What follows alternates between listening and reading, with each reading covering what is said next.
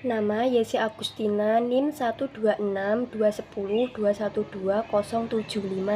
kelas Tebin 5B. Pertanyaannya, mengapa seorang calon pengajar BIPA harus mampu menyusun perencanaan pembelajaran BIPA?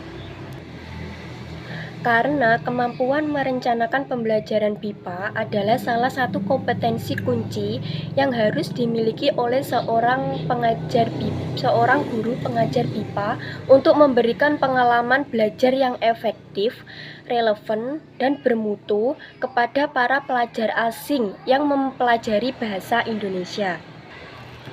Yang kedua, bagaimana pengertian perencanaan pembelajaran BIPA?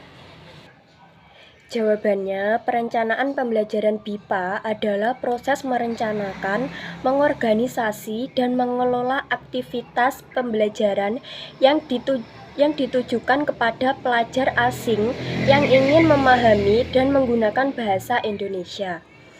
Ini melibatkan perencanaan kurikulum, materi pelajaran, metode pengajaran, dan pengukuran kemajuan siswa dengan tujuan memberikan pengalaman belajar yang efektif dan bermutu. Yang ketiga, komponen apa saja yang terkait dengan perencanaan pembelajaran BIPA? Jawabannya, 1.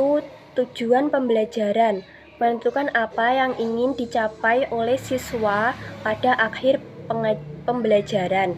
Yang kedua, kurikulum, menyusun struktur dan urutan materi pelajaran yang akan diajarkan dalam kursus BIPA.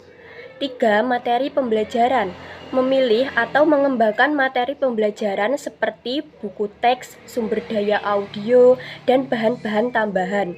4.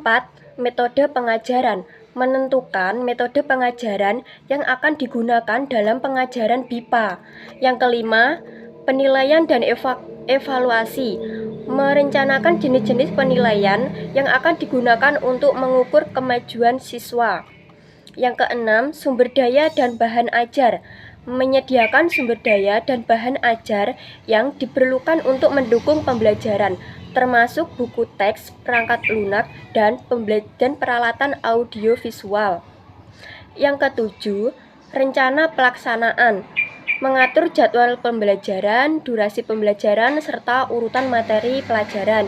Yang kedelapan, pengukuran kemajuan, menyusun cara untuk memantau kemajuan siswa selama pembelajaran.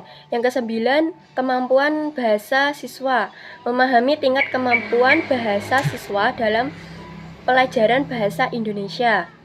Fleksibilitas, menyediakan ruang untuk penyesuaian dan perubahan dalam rencana pembelajaran. 11. Evaluasi dan peningkatan, melakukan evaluasi terhadap proses pembelajaran dan hasilnya. 12. Keterlibatan siswa, merencanakan cara melibatkan siswa aktif dalam pembelajaran seperti diskusi atau tugas kelompok. Yang ke-13, keamanan dan etika, memperhatikan aspek-aspek keamanan dan etika dalam pembelajaran BIPA, termasuk perlindungan data siswa dan menghormati keragaman budaya.